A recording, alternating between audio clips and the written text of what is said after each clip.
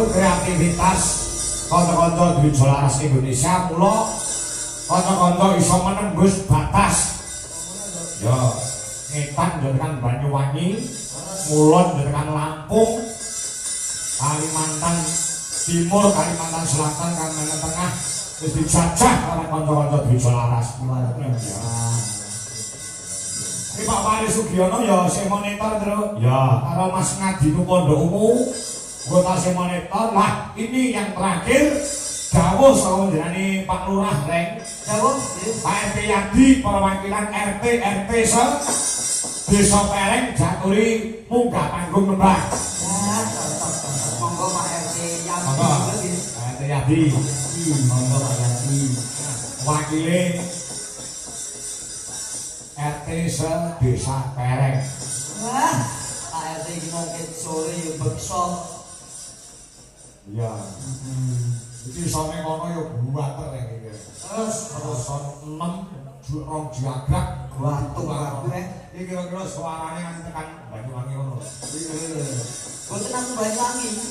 Gompong emane. Lah iya. Suara iki gompong. Monggo Pak Yadi, badhe nembang apa? Nggih, Pak. Nggih, pripun Pak Yadi? Matur nuwun, boten parekaken kula. Sami-sami matur nuwun. Nggih, niki nggih penggemar panjenengan Pak. Napa ki? Nggih. Enten siwalan niku mboten nyedak geber niku mboten marah, Pak. Oh, nggih. Jadi jenengan wonten RT wonten mriki duwe cita-cita pengen nanggap Pak Kangko saestu begini iki kelakon nggih Pak RT nggih. Alhamdulillah, Pak. Nggih. Nggih. Seneng nggih Pak nggih. Nggih, nemen, Pak. Saya Pak Lurah suka karo mangga. Pak Lurah, panjenengan jenengan kan nganggap melih. Amin, amin. Nggih niki makili kali paguyuban RT iki, Pak. Nggih. Desa Pereng nggih. Nderek latihan. Oh, Nggih nyuwun lali janjine mawon. oh siap. Tiambak apa kali sinden? Nggih direncangi. Lah sing prawan, sing wis diwojo apa sing rondo komplit niki? Komplit lho niki siang makile. Sing rondo terus Pak. Wah rondo nggih. Wah, bakal payu iki. Pak Danyat Margono wau. Ah ya, anu, diapik loro siji rondo, siji prawan. Nggih. Mriki anu nggih Pak, senine maju nggih Pak RT nggih. Senine maju nggih. Nggih alhamdulillah Pak. Wonten prawitan, wonten tari. Nggih. Olahragane pripun? Nggih. Sae nggih. Nggih, alhamdulillah saya. Grup-grup poli ngono wonten lho nggih. Wonten Pak. Nah, nggih. Ini nek nyemel bas mesti apik. Kula niku anu Pak Kangko. Wonten dalem niku kali main niku ini tema Pak Dalang Kangko. Oh, Kangko. Nggih, saestu. Alhamdulillah. Ya, Saged ningali panjenengan. Ah nggih. Kok nek nonton nek ningali ning desane dhewe nggih Pak RT. Nggih, teng dalem. Nggih. Monggo. Monggo, Pak. Lali janjine. Nah, niki sing cilik niki rondo. Rawan, iki rondo. Yo, rata. Yo, rada. Ini kan juga DMS toh. Lah kon aku ya sing diremes. Dua empat ini kalau dikejot jalan. Bicara seratinan mawon. Seragenan toh. Kok tak pergi nang antri Pak. Lah napa Pak iku prawan ya? Nah, Pun aku tahu di Pak, pun kok santai-santai. Ora. Pak Kalau sama di kok. mau ngendika nek sing latihan. Lah Jadi apa? Boten napa-napa. Ini kelakon tenan iso tembang bareng karo sindene Pak Kangko. Nggih, matur nuwun. Biasane kok nyawang wonten ing TV. Nyawang wonten ing HP sane kelakon iki to wiwit sak sebenere. Iki to wanda sing sak benere to. Kalian siwalan, Pak. Kalian siwalan. Persiwalan. Nggih. Lali janjine yuk coba kaya ngomong Pak RT Yadi. Ya, hadirin sekalian. Mari kita dengarkan bersama-sama suara dari Pak Yadi. Yuk, para penonton. Yuk, para penonton. Kayak MC Pak. MC ini tahu melu. Jalannya Mas Bayu Haji putrane Pak Suroto. Mari kita saksikan. Iwan dalam undang putra dari Ki Haji Anang Suroto adalah Ki Bayi Aju. Ya, lagi saja ini.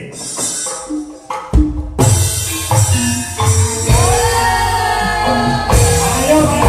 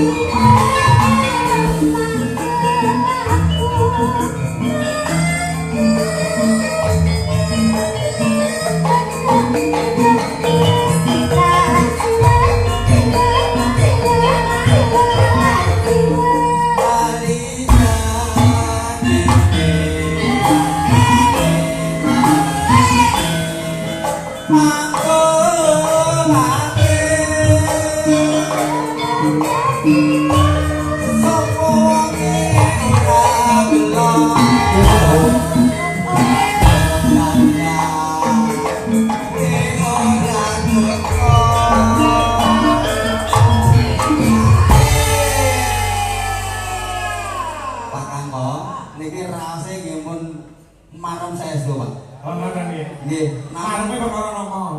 mareme nyedak kali panjenengan. Oh, ngaten. Pengen nyedak wanda kok wiwi. Lah sama meneh ngomong pas udur meneh udur wis opo. Ngeten, Pak. Nggih. Ayo nggih, Pak. Pak Yadi. Ayo nggih, nggih. Ora disawang blas kok ayu. Nggih, Pak. Ayo, Pak.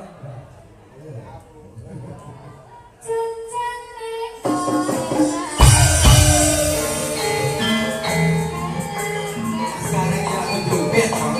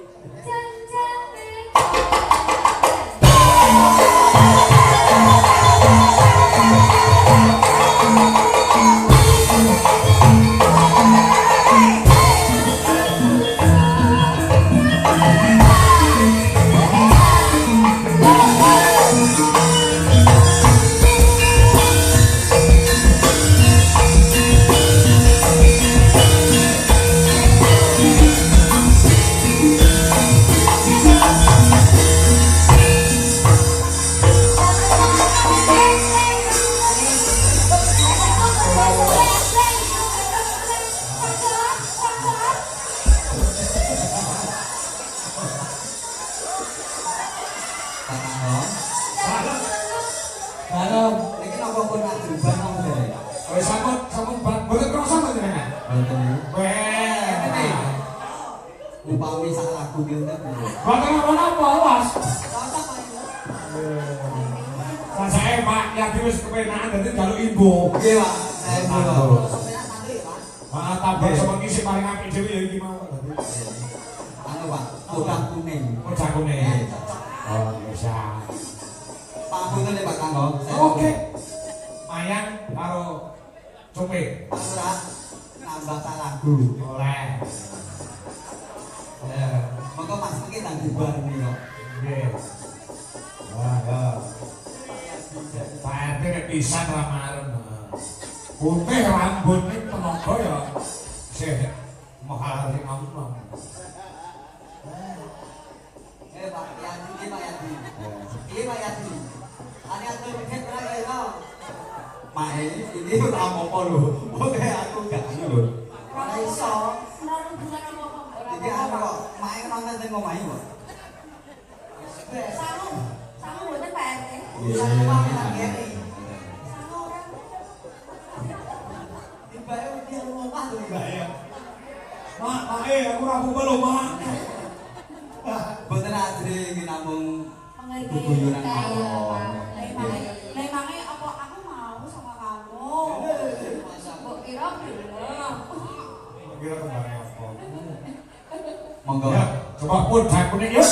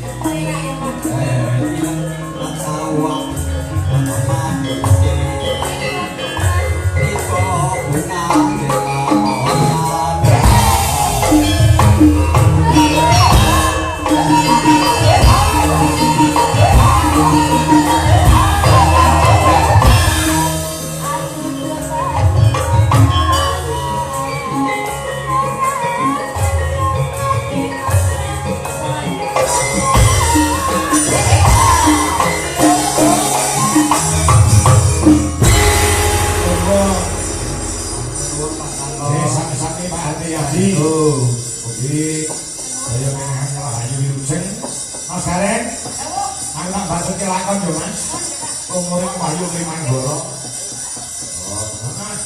Terus, Ndara Janaka jagongan karo bapak karo pukulan Bathara Narada. Nah, tak ono lho.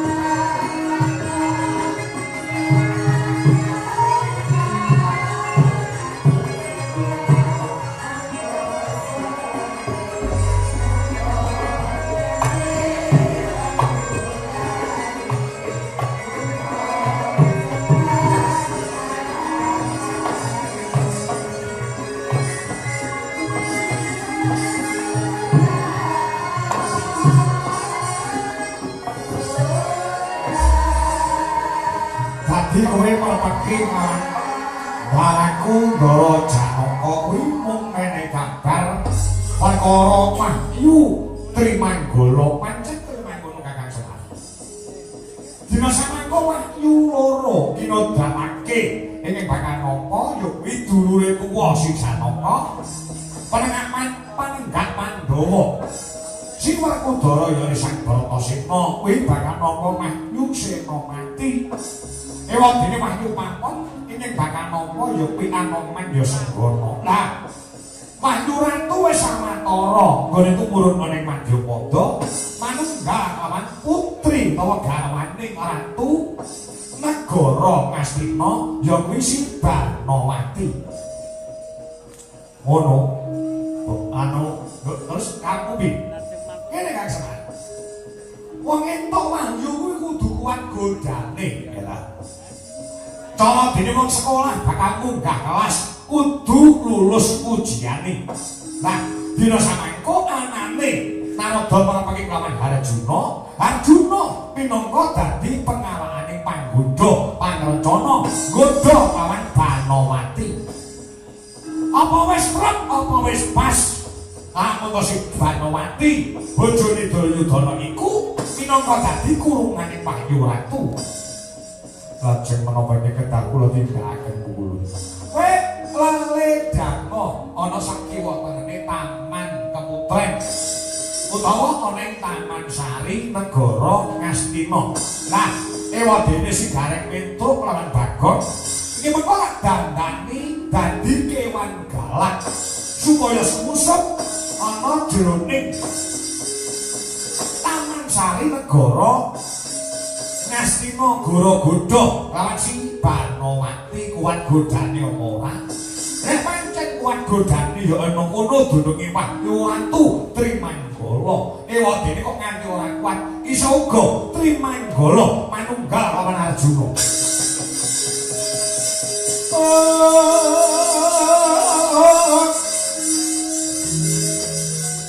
Piyon pangting kalang kiwan akaran Pandhamuntan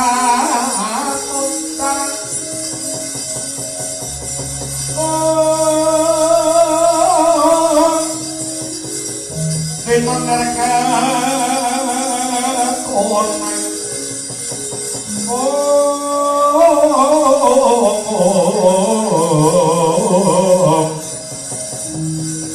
kasorot lan pacaring mur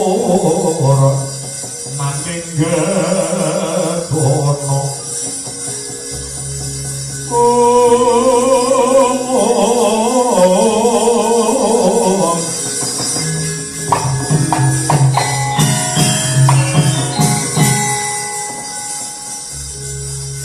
kesaken dawuh paduka mumpul ya nek tiba bejamu dina sampeyan kuwi sak kedunungan Wahyu Ratu Trimanggala kesaken dawuh leleh